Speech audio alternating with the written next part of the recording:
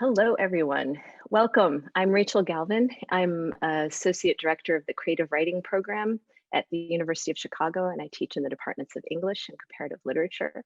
And I want to welcome you to the first live episode of Writers in Residence, which is our new virtual reading series here at the Creative Writing Program. And I also want to wish you a happy National Poetry Month. So today we will be having a poetry reading of Rachel ×2. I'll be reading some poems alongside my wonderful colleague, Rachel DeWoskin. And before we get to that, I just want to say a quick word about this series. So this is a virtual reading series that we've launched as a way to continue cultivating literary life at University of Chicago and to keep our spirits up and connect during this challenging time. So over the next few months, we'll be featuring readings from our faculty in poetry, fiction, and nonfiction. We'll have two readings per week, like today, two live readings. We will have 2 readings a week. Some of them will be live, some will be pre-recorded, and we'll drop them at certain times that you can tune in for. Anything that's live will be recorded and closed captioned later. Thanks to our student workers at the Creative Writing Program. And those will be released as well. So you can put it on your calendars coming up on Tuesday, April 21st at 12:30 Central Standard Time. We'll have another poetry reading by John Wilkinson, the director of the Creative Writing Program, and poet Nate Hawks. On Thursday, April 23rd at 5 p.m., we'll be dropping a pre-recorded reading from 2 other poets, Patrick Morrissey and Peter O'Leary. And we have many more weeks scheduled after that. You can find the schedule online on our website, which is creativewriting.uchicago.edu, as well as on our YouTube channel and on Facebook. So there's many ways to find us. Also, our amazing team has been uploading videos of terrific past readings. So those will now be available on our YouTube channel. In the future, we'd love to feature student writers as well. So if you are a student and you're watching this, please visit the Creative Writing Program website or our Facebook page, and you can find a Google form to fill out and indicate your interest. I also want to give a shout out to my students who are participating in National Poetry Month and have created a UChicago writing group where they are giving each other prompts and writing a poem for every day in the month of April, which is a totally impressive undertaking. So before I start reading, I just want to give really warm thanks to Jessie Haley, to Mei Huang, and to Starsha Gill, and all our student workers who've done an exceptional job at setting up this series of events in this new streaming format, which we're all coming to for the first time. They've been really incredible and really creative in making this happen during a tough time for everyone. And I want to thank UChicago Arts and John Wilkinson, the Director of Creative Writing, and Debbie Nelson, the Chair of the English Department, for supporting this series. And thanks to Dina Pioni for coming up with our name for the series, Writers in Residence, and to Andrei Pohoreski, who composed new theme music for the broadcasts. So without any further ado, I want to get started with the first reading. I'll read for like 12 minutes, and then I'll turn it over to Rachel DeWoskin. So I'm going to start by reading just a couple poems from a book that came out in 2018, Elevated Threat Level. And I'm going to read a poem called The Age of Contagion, which feels relevant in a new way right now, although it was written in an earlier moment. Age of Contagion. Say a prayer, they used to say in that part of Vermont before crossing into New York. Meanwhile, a child's spine was being stretched by special South Korean machines until his body curved into a bridge. He blinked there for a while. Maybe one day he would become tall and wealthy, no more short powder kegs. Keep your ears up, anything can happen. Ping pong is king in Silicon Valley. Meanwhile, women wearing prayer shawls congregate illegally under umbrellas by the Kotel. Of course, the whole family was quarantined, though they'd never know if they'd really had it. Investment bankers are going abroad in swarms. They try to warm themselves by the small fires of corrupt collections. The passport free are processed and returned whence, history boating through the flux of escaped administrators, seeking a quiet farm and a new name. Never mind the language, the climate's fine. Meanwhile, holy meanwhile, in Haiti, one girl survived by eating fruit leathers for 3 days.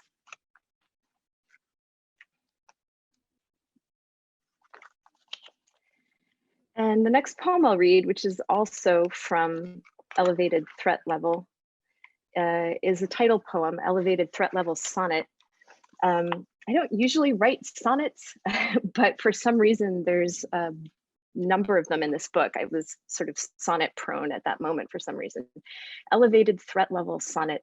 And I'm reading this also because although it was written earlier, it is a poem that talks about solidarity and feeling connectedness in moments of fear and crisis, although this was an earlier moment of fear.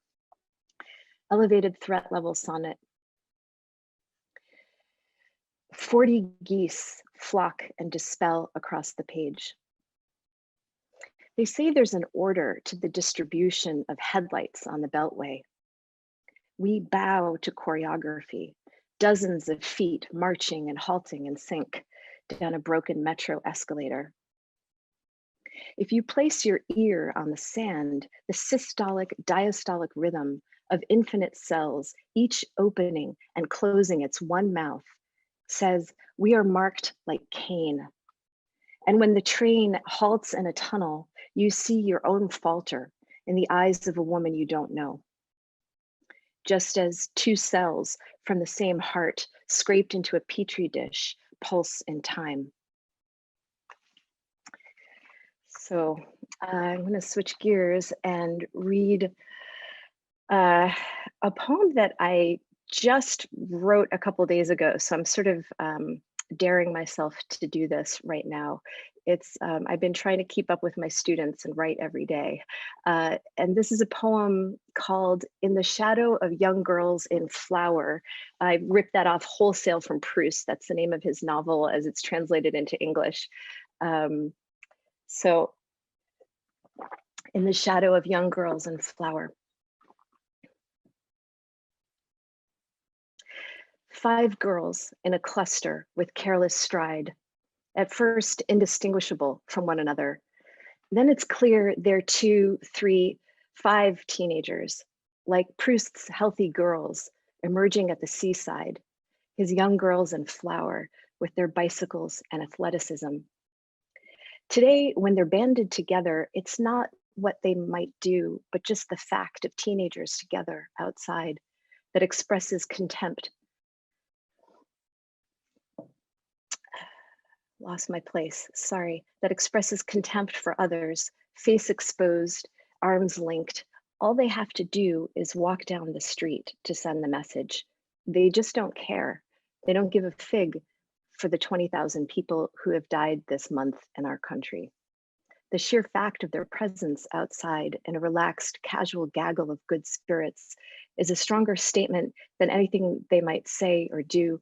They don't need to jump over the head of a seated old man to frighten him, like Proust's young girls did at the beach. Simply by strolling in the street together, they're jumping over the heads of everyone who lives in this neighborhood.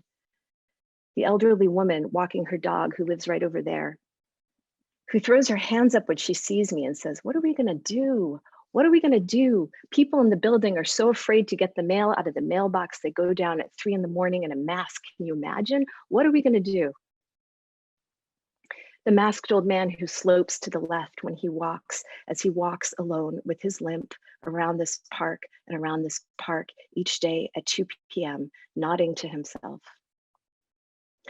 The woman who waves to me from her front porch right over there, She may not have spoken to anyone today, but a few strangers passing by, and she says to me, "Can you believe those blooms? I scattered some seeds and I got two colors. Look, there's white and pink." It's as if this band of girls has decided their neighbors belong to another species whose lives spark no sense of fellowship. They're filled to the brim with a youth they are so desperate to expend that, like an automated lawnmower, they force other people to step out of their way. Their only flicker of awareness shows when an elderly woman, whose existence they don't register, stumbles to the side, frightened or furious or both. And then they look at each other and smile at the fleetingness of people they don't know. All right, and I will finish with a short poem and a medium-sized poem from a new book, a new manuscript that I recently completed called Uterotopia. And this poem, the short one, is called Little Death.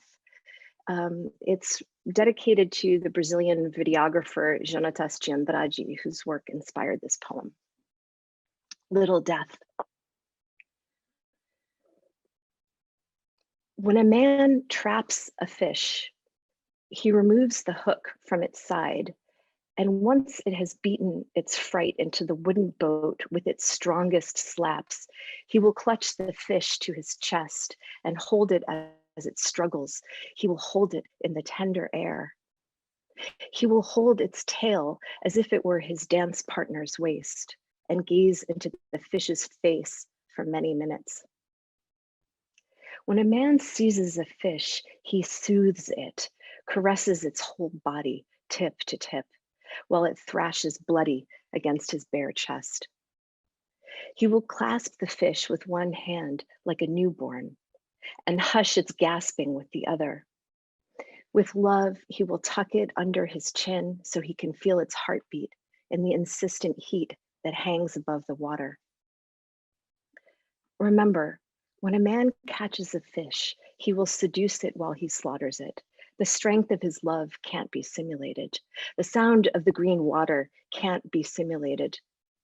He will kiss the wheezing gills. His kisses can't be simulated. He will hold it as it struggles, that little death. He will hold it in the tender air. All right, last one.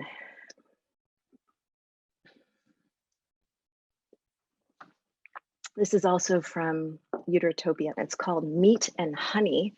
And I wrote this after seeing an installation that Damien Hirst did at the Tate of basically a butterfly terrarium in a giant room that you pass into and you experience the butterflies living out their lives and then can pass out. And I don't want to say more about it because I don't want to spoil the poem, but I spent a long time in that room and going in and out of the room, sort of thinking about it. This is what resulted.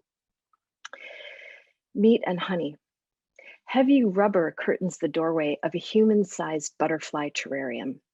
We're instructed to proceed at a steady pace amidst our fellow creatures in this humid environment of birth, mature, mirth, manure. Amidst the exacting children spotting gorgeous color, insects feasting on fever honey, this molting mess is thrilling, dismaying, a microcosm of the pheromonal planet. The room is a three-dimensional metaphor and a climax of romanticism, bringing life into art, or maybe the other way around. If the creatures had been houseflies, they would have been hideous, reminding me of my own corpse rotting. None of the resurrection covenant of the rainbow that's bundled into the butterfly. What if he had used small foxes or cats? Maybe their lifespan is too long, but it would make a hell of a durational piece. I slide through and out and back in again. It's impossible to think of how many lives are happening amidst the wriggling filaments, the legs with a single claw. Impossible to think of those that have already happened and ended, those who are hungry, who are not at home, who are broken, who are falling right now. When I first discovered orgasms, I walked through the world in a haze, wondering why that wasn't what everyone does all day long. How can anyone talk of anything else? Now I think the same of death. How can anyone think of anything else? I'm terribly attached to my own consciousness. I'm at home in the scaffolding of my own mind, the taste of my knees, the smell of my armpits, the beats my feet keep, and those they don't, my compound eye, my proboscis. I imagine losing this. Imagine someone else passing through the rubber curtains, watching me feed on sugar water, spin a silk mat, shrug off my exoskeleton, eat it like an edible overcoat, and fall to the floor behind a trailing plant. It's devastating. And the crimson, the orange and yellow, the inexplicably gold chrysalis make a difference. Little angels, little widgets, pumping fluid into crumpled wings until they stiffen.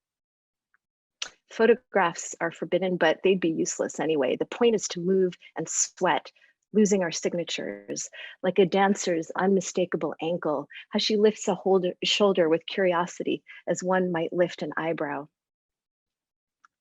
My body inclines toward another. I sip the air with my tubular sucking organ. I'm a question made of meat and honey. Thank you for listening. Thank you for tuning in, everyone. Now I will pass the mic to my brilliant colleague, Rachel DeWoskin, who also teaches in the creative writing program at the University of Chicago. She is known as a prolific fiction writer, but today she'll be reading from her brand new book of poems, which excitingly was just published. It's hot off the press from University of Chicago Press. And fittingly for our reading of lunch poems today, her collection is titled Two Menus. I know she'll say something else about it. Please give Rachel a warm welcome. Thank you. And that reading was so kaleidoscopic and beautiful and generous and intimate. I loved it. I love being part of this with you.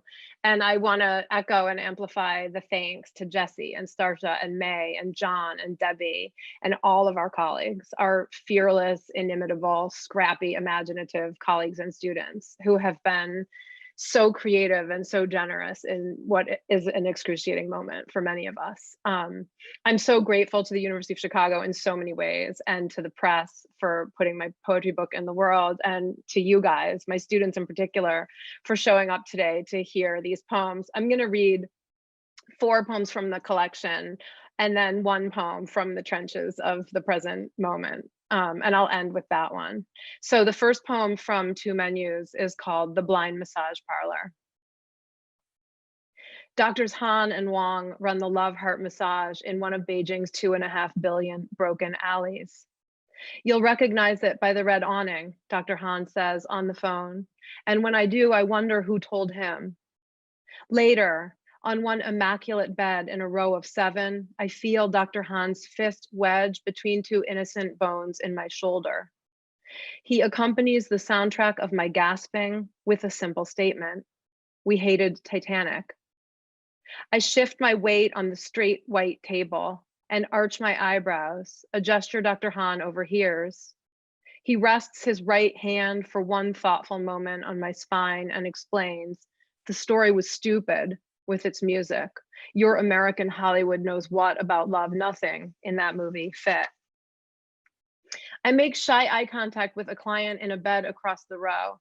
We are the only 2 here today. I think she loves Titanic from the delicate way she lifts her neck to look at me, confused. I smile and replace my face into the massage table's dark space.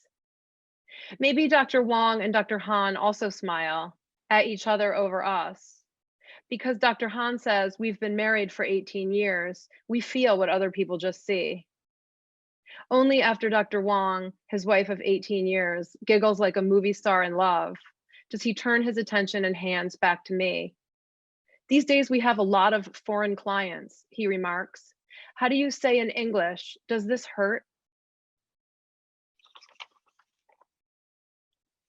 So the second poem is the title poem, Two Menus. Outside McDonald's downtown in Beijing, I board a bus bound for mountains with Xiao Dai, who carries equipment, asks why I have to be so headstrong. I say nothing. We belong to a climbing club, sheer rocks. It is better to be the head of a chicken than the tail of an ox. Men mention wisdom whenever I disagree with them. I am roped in, belayed. If we fall, we all fall. My fingers are between a thin ridge, sideways gripping. I lean down to tell Shaddai it's better to be neither chicken nor ox. He can't hear me. The rope swings, flicking sparks off cliffs. Translation is insurance.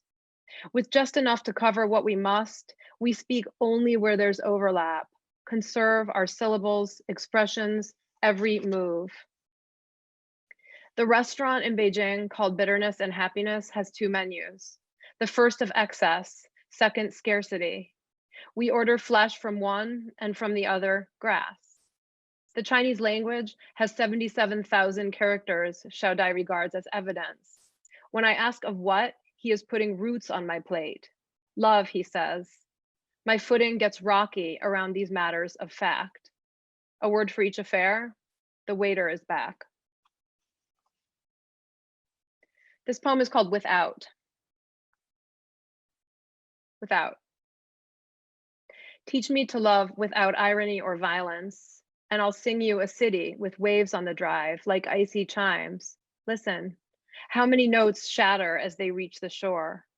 Cold enough, water actually stacks. Get in with me, freeze, suffer, thaw. Let me love you without believing as I used to that we're safe, may last. Instead, let's peel, strip raw, find what matters, move against each other and whatever this is. If I could dissolve the words I use to hide, I would write you, hovering above me. Tubes moving fluid from wounds I could not see without the lights in my mind shorting.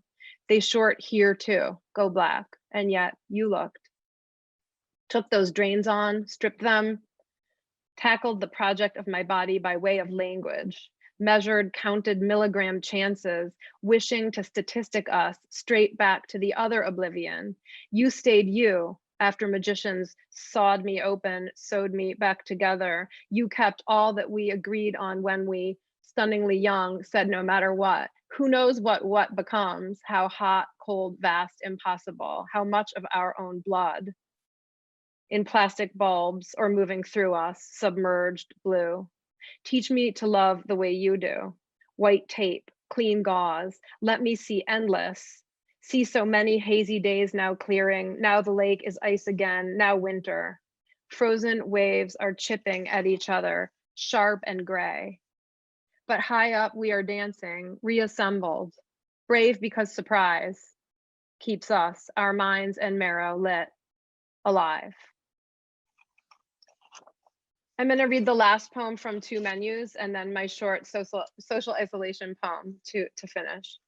The last poem in 2 menus is called Too, T-O-O. Sing a song of sense. This surface of the lake, roiling water, lolling cusp of summer, maybe dawning wonder we are late to join. Chorus of us, women. Spackled, rageful, racked, we sparkle, undercurrents of unutterable language coming up. Come up, from buried, sunk, from fear. Link words, make stable something, here. When we don't, when we do, when this, when shut up, when beat wordless, when we're silent with what's senseless, bound toward dirt, erased, diminished. When we erase to sleep, swim, cope, when we learn how to choke down rage, pain, want, when not allowed to name, when eating is a failure, when we breathe or speak. When daring, flawed, disgusting, or averting to, when to, then flee it, flee.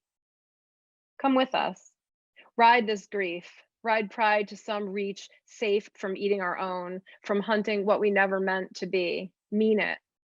Don't pack words in your furious marrow. Shout out what we made. Language. All the babies. Hell, ourselves.